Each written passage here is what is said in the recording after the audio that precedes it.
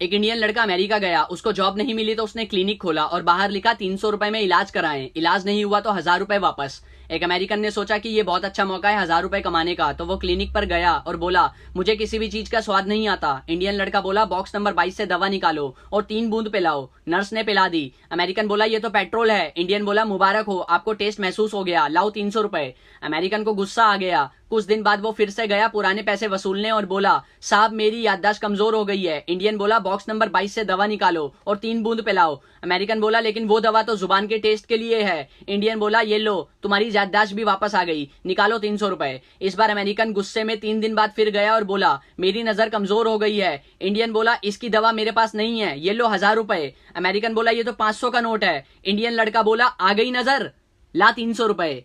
East और west, India is the best.